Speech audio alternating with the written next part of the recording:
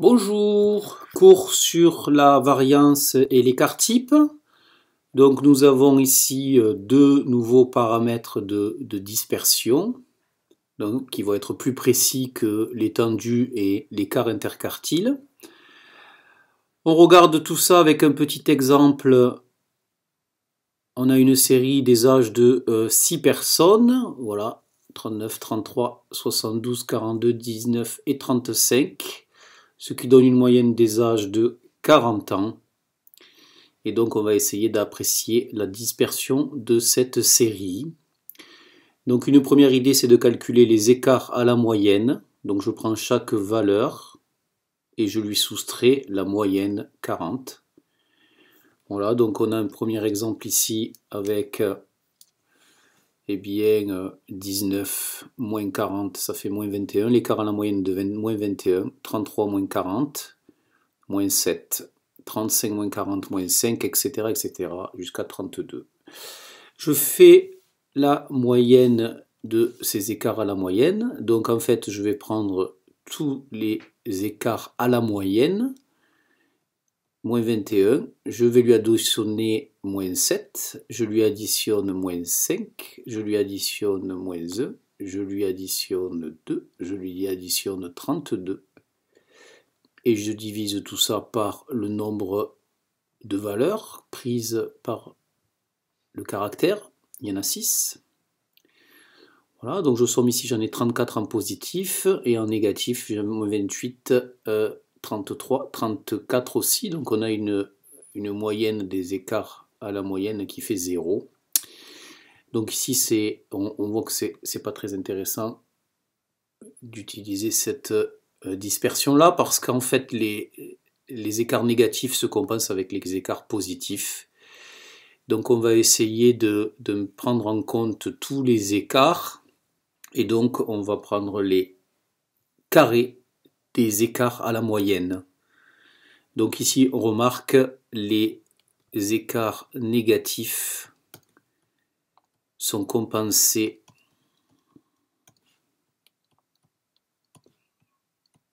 par les positifs.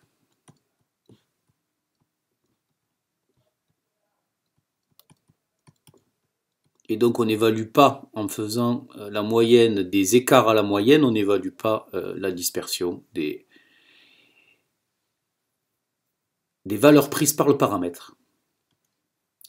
Donc on va contourner ce problème, on pourrait parler de valeur absolue. On va prendre ici les carrés des écarts à la moyenne. Donc je recopie ce que j'ai trouvé dans le premier tableau pour les écarts à la moyenne.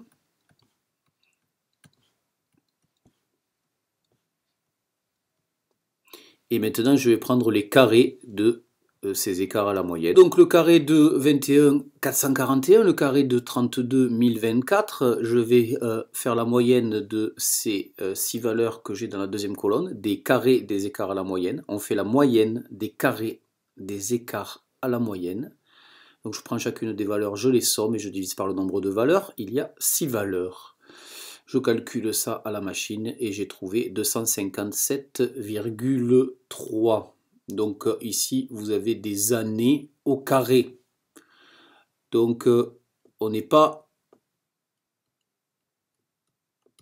sur une valeur du caractère. Voilà. En tout cas, on va déjà noter cette façon de faire. On a fait la moyenne des carrés des écarts à la moyenne. Le nombre que l'on obtient, eh bien, s'appelle la variance. Donc la moyenne des carrés des écarts à la moyenne s'appelle la variance. Voilà. Donc ici 257,3 années au carré.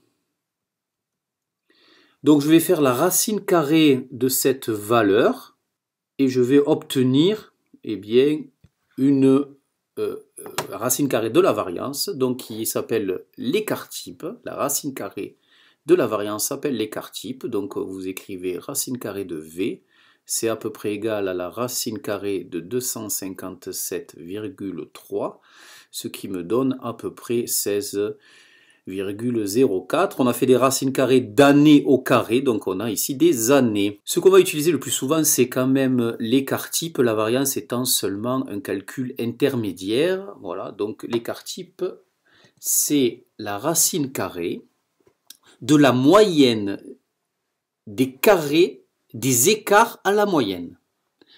Voilà pour la précision au niveau du vocabulaire. Donc ici, plus vous avez un écart type qui est grand, et plus les carrés des écarts à la moyenne sont importants, plus les valeurs du caractère sont dispersées. Donc ça, on peut le noter ici, une remarque très importante.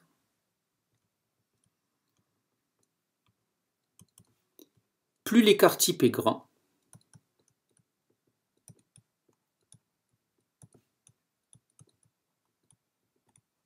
plus les valeurs du caractère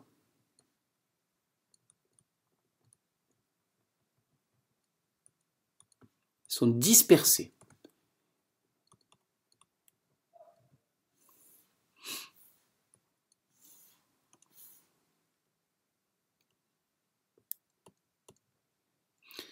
Donc remarque très importante, vous pouvez la surligner avec une couleur qui vous sied.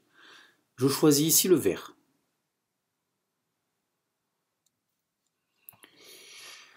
On continue le cours. Donc vous avez ici la variance qui est donnée par, eh bien, je vais additionner les carrés des écarts à la moyenne et je divise par l'effectif total. Donc la variance, on a vu dans l'exemple, c'est la moyenne des carrés des écarts à la moyenne. Donc cette phrase est très importante pour comprendre vraiment ce dont il s'agit. Et je fais la racine carrée de cette variance, j'obtiens ici l'écart type. Donc c'est plutôt l'écart type qui va nous intéresser puisque l'écart type est donné en valeur du caractère. C'est des années. Ici dans notre exemple, alors que la variance était des années au carré. On sait bien que les paramètres de dispersion, paramètres de position, ce sont des valeurs en fait en l'unité du caractère. On remarque ce que l'on vient de dire, l'écart type a la même unité que les observations contrairement à la variance. Si l'écart type est de 0, eh bien c'est que vous avez une seule valeur du caractère.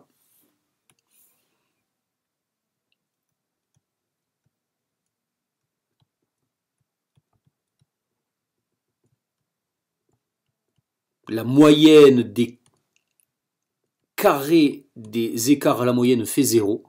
Voilà. Si sigma est strictement positif, plus sigma est grand, plus les écarts avec la moyenne sont grands, plus la dispersion est forte, ce qu'on vient de dire dans la phrase que je vous ai fait surligner un peu plus tôt en vert. Plus l'écart type est grand, plus les valeurs du paramètre sont dispersées. Plus sigma est petit, plus les écarts avec la moyenne sont petits, plus la dispersion est faible, la série est plus homogène. Voilà. Une autre façon de calculer, très intéressante, une autre façon de calculer la variance. Ça, c'est une expression, une formule qui est admise à notre niveau. Donc, vous allez faire la moyenne, la somme des carrés des valeurs prises par le paramètre, et vous divisez par le nombre de valeurs, donc vous faites la moyenne des carrés, et vous lui soustrayez le carré de la moyenne. Ça, c'est une façon de calculer peut-être plus rapide, souvent plus rapide, que la formule qui me dit que, un peu plus haut, voilà, on va y arriver, la formule encadrée ici. Donc en fait, vous avez deux formules vraiment pour la variance qu'il faut connaître. Ici, vous en avez une, formule 1. Ici, vous en avez une deuxième, formule 2.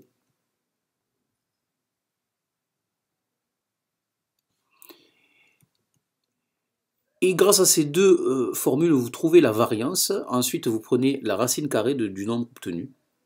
Et dans ces cas-là, vous avez l'écart type qui est le paramètre de dispersion qui sera utilisé et que l'on pourra comparer entre différentes séries pour savoir l'homogénéité, l'hétérogénéité des séries. Voilà pour cette partie d'exercice, cette partie de cours, pardon, et donc vous pouvez utiliser tout ceci pour faire les exercices 3 à 6. Je vous remercie.